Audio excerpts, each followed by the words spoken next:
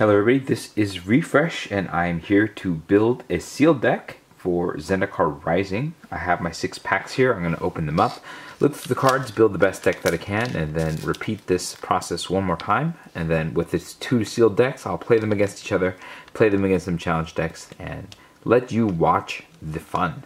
Go ahead and get started by opening these packs. We have an Inordinate Rage, Field Research, Cliffhaven Sellsword, Teeter Peak Ambusher, Expedition Skulker, Gnarlid Colony, Aquum Hellhound, Bubble Snare, Cliffhaven's Kitesail, Base Camp, Concerted Defense, Umara Mystic, The Bright Climb Pathway, a Demon's Disciple, and a Mountain and a Double Face Helper card. The Bright Climb Pathway is a dual land with Grim Climb Pathway. We have a Seafloor Stalker, Tazim Raptor, Broken Wings, Subtle Strike, Tajuru Snarecaster, Deadly Alliance, Seagate Banneret, Scaled Heights, Cleric of Chilled Depths, Expedition Champion, Core Blade Master, Taunting Arbor Mage, a Spike-Filled Hazard, Thieving Skydiver, a Mountain and a Cat token. Then we have a Molten Blast, Anti-Cognition, Angel Heart Protector,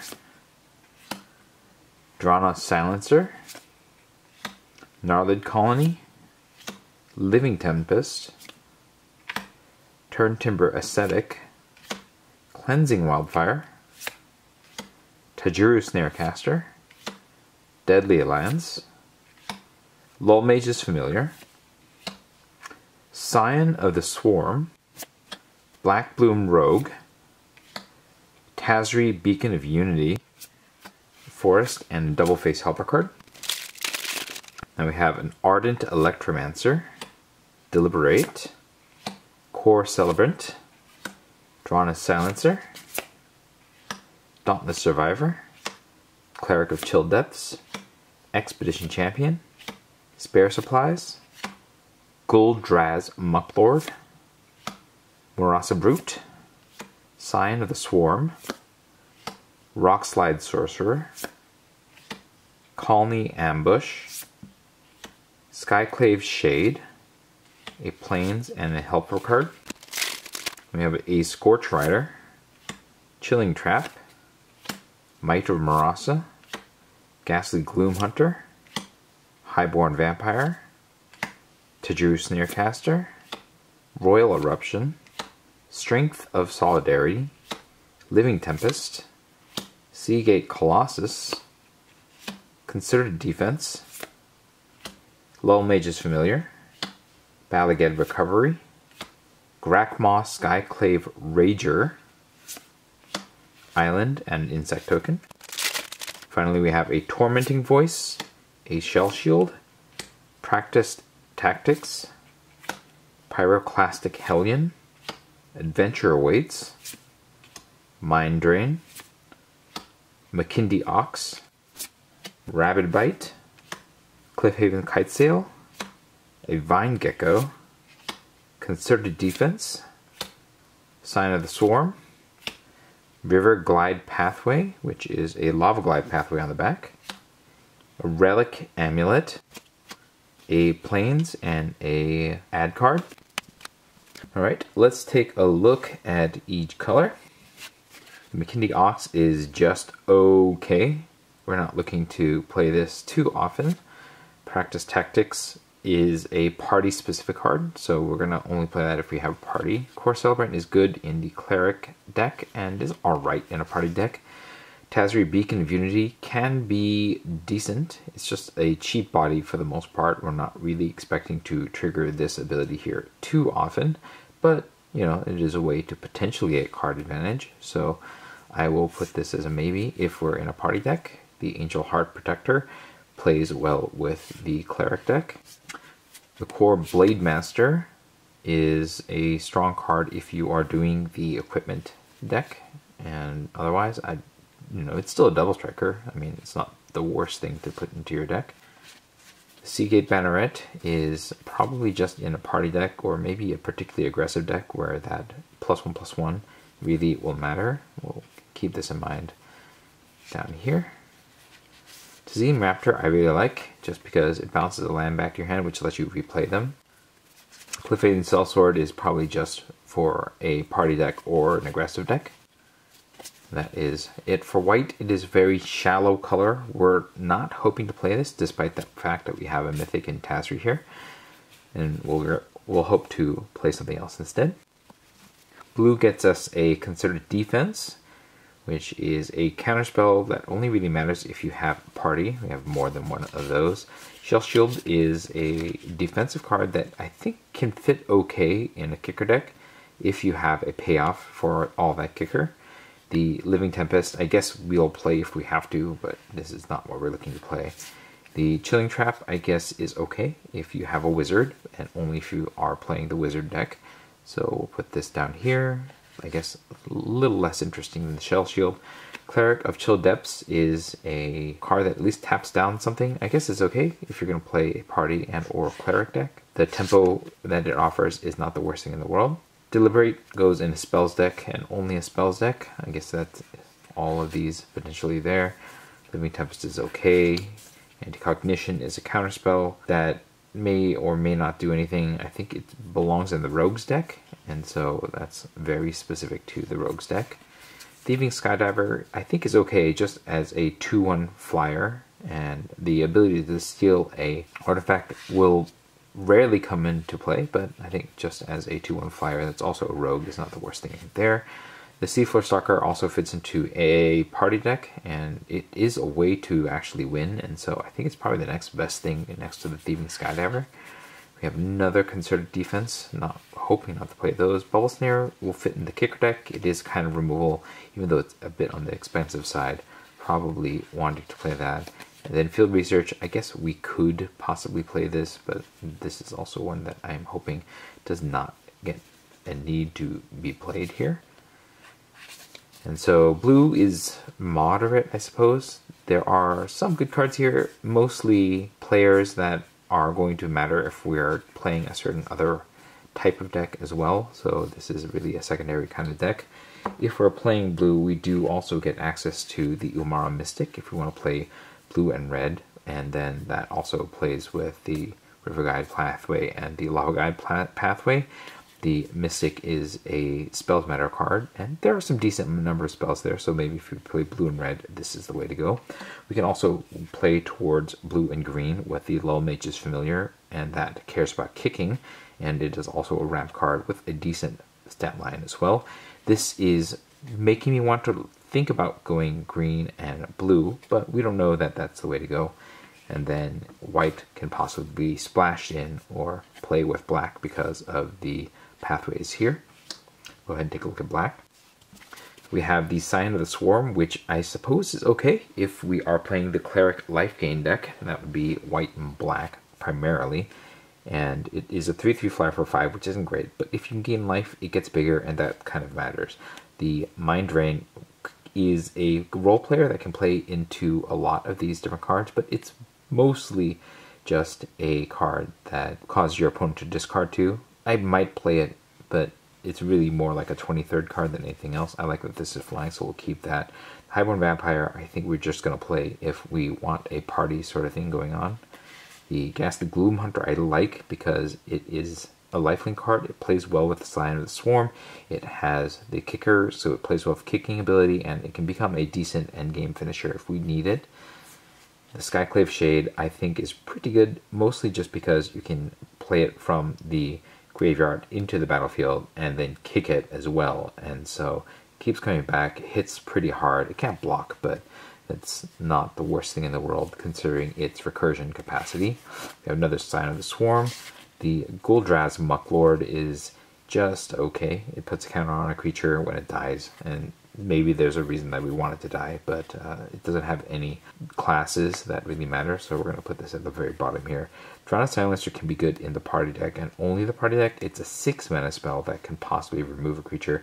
Odds are you're probably going to remove 1 or maybe a 2 toughness creature. And so I'm not like valuing this particularly highly, but maybe if you have the right mix of cards, then it is something to consider playing. The Black Bloom Rogue we're going to play no matter what, just because it is a land. That just battlefield tap, sure, but it's a rogue that can also enter the battlefield tap. And so that is definitely a reason to play. We have another Sign of the Swarm. There's a lot of Signs of the Swarm. Deadly Alliance is a great removal spell, just because odds are you'll play it for 4 or 3 sometimes, and that's good enough. And we have another Drana Silencer here, and another Deadly Alliance. This makes me want to play black. There's just a lot of removal here. Subtle Strike can be an alright combat trick. It's just really dependent on what your deck is trying to do. So it's a one that I'm going to put down here. Demon's Disciple is a cleric, so that plays with the cleric deck. That also plays with the party deck, and then it forces each player to sacrifice a creature or planeswalker. If I have creatures that are worth sacrificing, that's not the worst thing in the world, especially like something like the Skyclave Shade, because it'll come back. But it's not a high pick either, so let's put it down here. The Expedition Stalker is a rogue, and it cares about other rogues, so maybe if we have a rogues deck, like a blue-black deck, then we will consider playing this as well, but it is otherwise just a 2/2 for 2. I think black is interesting. It has removal, it has the Black Bloom Rogue, it has these Signs of the Swarm. Maybe we can play it with white and get some sort of cleric life gain thing going on here. The Ghastly Gloom Hunter just plays well with itself, so we don't even necessarily need the other color to make it worthwhile, and so I think black is a contender. If we play black, we will also potentially get Grakmaw Skyclave Ravager, which is actually a pretty strong card. It gets big and then gets bigger, and when it dies, you get a card to replace it, and so I think that is worthwhile to consider. Alright, red, the Pyroclastic Hellion. It's not bad because it's a 4/5 that can deal damage to your opponent, and you get to replay a land, which kind of matters in this format. Tormenting Voice is 23rd card. I don't want to play that. Royal Eruption is very good. It's one of the best commons in the set. It can hit anything for 3 and maybe even 5 when you kick it, so that's good. The Scorch Rider, less good. It's a kick card that sometimes will matter that it rushes in there. The Rockside Sorcerer is great in the Wizards deck, if you happen to be playing the Wizards deck, or the Spell deck, and that's an alright card. I'm not going to look highly to play it unless I can get all the Wizards and or the spells going. So blue and red is where it would fit, and I think it's good if it works, but otherwise it's okay. The Expedition Champion is a Warriors deck card. I don't know that we have enough Warriors. We might, and so here's a Warrior already. If we do, then it's good. If we don't, then it's not. The Ardent Electromaster fits in the Wizards deck. The Cleansing Wildfire fits in a landfall deck, but I don't think that that turned out to be that good in this format, so we're not going to think of that highly. Bolden Blast is a removal spell, possibly, and it can destroy an artifact. I think the flexibility makes it okay, but certainly no Royal Eruption. Spikefield Hazard, we're going to play this just because it's a land. The Expedition, there we go. We have 2 of them, so that's not the worst here. This is a landfall card, but it's very aggressive. You have to have the perfect deck for that, and I don't think it comes together in a sealed deck that often. Peak Ambusher does fit into the Warrior deck as well, and I think of the Warriors, it's actually not one of the worst ones. The Inordinate Rage, I think we might play it if we're aggressive enough, but this is definitely on the lower end of cards of interest here. So there's a bit of Warrior options here. There's a good removal spell and a couple mediocre ones, and then some cards that also play into other decks and not necessarily into themselves. Finally, let's take a look at green. The Vine Gecko is great in a kicker deck if we have enough kicking abilities. Rabid Bite is a good removal spell. Adventure Awaits is probably not what we're trying to play, but you never know. If you just need to get a card, that can be a 23rd card. Pelican Recovery can get your best card back from the graveyard to your hand, and it's also a land, and so that's going to get played. Strength of Solidarity is probably one of those cards that you want to play if you are hard into party, and I don't know that we are, so we'll put that down here. The Snarecaster is kind of a rogue player as well as a sideboard card that comes in to block things. Might of Murasa I think is a decent trick. You can kick it and get the kicker bonuses sometimes, but sometimes you just need a 2 mana +3/+3, and that's alright. It's not amazing, but it's alright. Colony Ambush I like because it's a fight that is also a land. Easy, we'll play that. Murasa Brute is a decent body, best if you're trying to get some sort of class thing going. Dauntless Survivor, again, a bit of a class thing, but that counter and putting it on a creature does mean that, you know, this is a card that you can use to either fulfill party and just sit back and chump or something. And I think that's probably good enough. Another Snarecaster. I like the Turn Timber aesthetic a bit. It's a cleric, it gains you life, which helps you stabilize, and it's a big body for 5 mana. Not like an amazing card, but you know, it's probably better than the Murasa Brute, at least. Gnarly Colony is certainly one of my favorites because it is flexible. It is a 5 mana 4/4 with trample, and it's also a 2 mana 2/2, and I think that makes it one of the better creatures in this format. It's also kicker, and you know, I have the Vine Gecko here already that wants kicking. This can be good too in order to force damage through, and so I like Taunting Arbor Mage. I think it fits well into the kicker deck, and I would gladly play it if that is a deck that I'm playing. Scale the Heights is a utility card that plays into a lot of different themes. I don't know that it is the card that I want to play unless it specifically fits exactly what I'm trying to do with my theme here. We have another Tajuru Snarecaster, and then Broken Wings is strictly sideboard, and then we have another Gnarly Colony, which is great. So I like green a lot. I like the lands here. I like the one removal card. I like all these kicker cards that play well together. And especially since we have those Lull Mages, Familiars, and Grakmaw, I'm kind of looking to play green as a color for sure. And then it's just a matter of what green plays with. So maybe it's blue, maybe it's black. Maybe you can see what will go with it. And, you know, that is that. We have our colorless cards here. And so this fits into the spells deck because that's what it cares about, spells or wizards. And so this will let you deal a bunch of damage to creatures as you play other spells. The Kite Sails, I have 2 of them, and I don't know that I'm going to play them. It's really, if I don't really have a way to get through, this is a way to turn a card into a finisher. Something to consider, but not a high pick. Seagate Colossus, I guess I'd play this if I'm certainly in a good party deck, but this is more of a draft than a sealed card. I think Spare Supplies could get played. At the very least, it draws you cards, and sometimes you just need some card draw.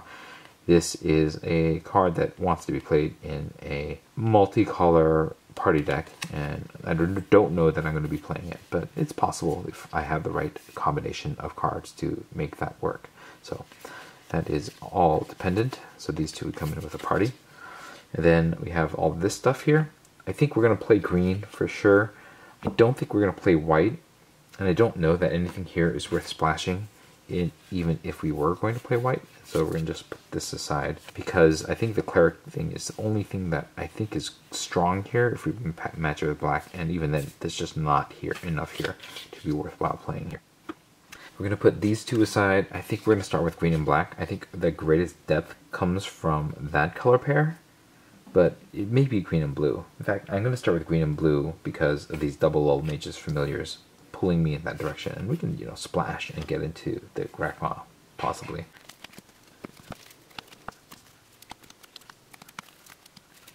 I probably would not play these Tajaru Snarecasters unless I had to. So I think this is something kind of like the deck that I would play if I were playing a green and blue deck. I think the power level's a bit on the low side. We don't really have a great way through. We're going to try to go wide, I guess. Maybe make some larger gnarly colonies and maybe get through with these at the top and hope to slow things out or ramp these with the Lull Mage's Familiar.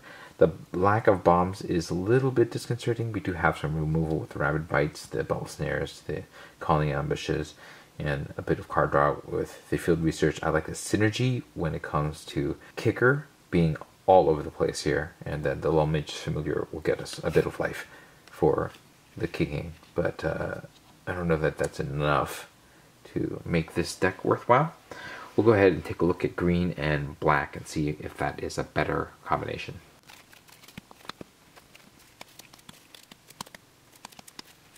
So one of the problems with the green and black deck is that it is a little thick on the 5-drops. Now I know that this can often be a 4-drop or less in terms of removal, but we don't have a lot of ways to trigger the Scions of the Swarm because we're relying on the Turn Timber Aesthetic and the Glassy Gloom Hunter to do all the work to power those up. And as a 5-mana 3/3 flying, that's a little bit less compelling, especially since it doesn't have the surprise block potential of the Living Tempest, and so this is not super exciting here, and maybe we can look into some other options before we pick either this or the Simic deck. I think between them, the Simic deck is a little bit more what I want to do, and maybe we'll just try to splash Grakmaw into it, but let's go ahead and rebuild. Maybe we'll try the Izzet deck and see if there's something interesting there.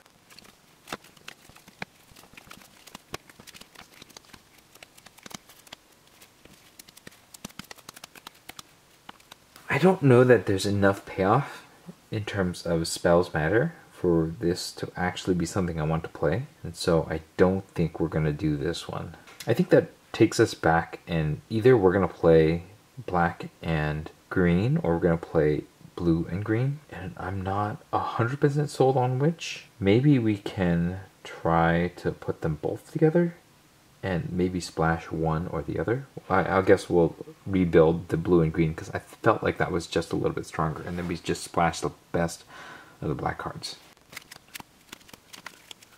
It's also possible that we will be splashing red with this pathway.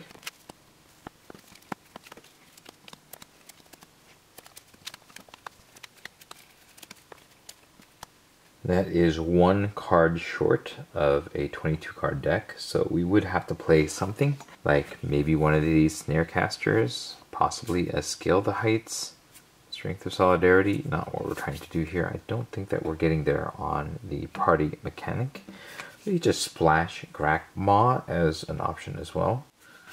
Maybe we'll splash one of these black cards. And then maybe the right play here is to splash in Royal Eruption. It's a kicker card. We can bring it in off the one pathway. I guess the only other question is, do we want anything from the artifacts pile? And I don't think so. I don't think we're going to need the Cliffhaven Kitescale, for example. We're really just trying to slow my opponent down with the clerics at the top, and the ways that we win the game are either the Stalker, the Skydiver, the value from the colonies, or the Vine Gecko. The Lull Mage's Familiar, getting the value off of the kick cards, slowing my opponent down, and then we have more slowing things down with the Brute. And the Taunting Arbor Mage can potentially get all of our creatures through. Ascetic will slow things down, and then Living Tempests are a potential way to win as well. And maybe this is the deck. I'm not sure that I want to play anything from here because we're not really a party deck. We have a lot of creatures that are not at all related to other things here, and we're not going to be playing any of these other cards here. I don't think any of them are strong enough to be worth playing. So the only other thing that we could consider is maybe putting in the Kitescale to get some of my things through at the end. And that could be important considering I'm not sure how we get our big guys through. Maybe they just hold the ground while we get the Living Tempests to get through, and then we have things like the Bubble Snare and the Shell Shield to protect our final threats in the end. I don't know that this is good enough, but I think it is the best that we're going to do with this pool here. Alright, now we got to figure out the land situation here. These two are actually cards that count as lands, and so we actually need less lands than normal because these will count as forests. We actually could put, and probably should put, up to 2 more cards in here. Alright, what else are we going to put in here? We're not putting any of these spells in here because the counter thing is not what my deck is really built to do. There's Chilling Trap. I guess we could play Deliberate if we need to. How many instants and sorceries do we have? A modest amount. I don't want to splash more into red if I can avoid it, but I'm also not really looking to play these Tajuru Snarecasters, which means that I'm going to be playing some other suboptimal cards, or maybe I try to splash black, but I don't really have the land to splash into black, and so I don't think that I do, as much as I like things like the Deadly Alliances. I think I stick to the colors that I have. So maybe I play another red card that is really good. I don't think that one of these really fits into the deck anyways. I think the Royal Eruption is the only one. So that's out. Maybe it's Deliberate, just as an extra card. Maybe it's one of the Kite Sails. And then I guess we could start one of these. Maybe this is a deck. So we'll use the Kite Sails to like push the aesthetics through, I guess. Maybe the Gnarly Colony. And then we will count some mana here. Probably want one mountain for the Royal Eruption. And we have 10 green symbols, 9 blue symbols, and 1 red symbol. This will count 1 towards the red. And then we have 1 more. So that is 2 forests. We have 3 lands already. And we just need to get 16 total. We're pretty evenly balanced here. So 7 more islands, 6 more forests, and a mountain. Here are our 7 islands, 6 forests, and 1 mountain to build this deck.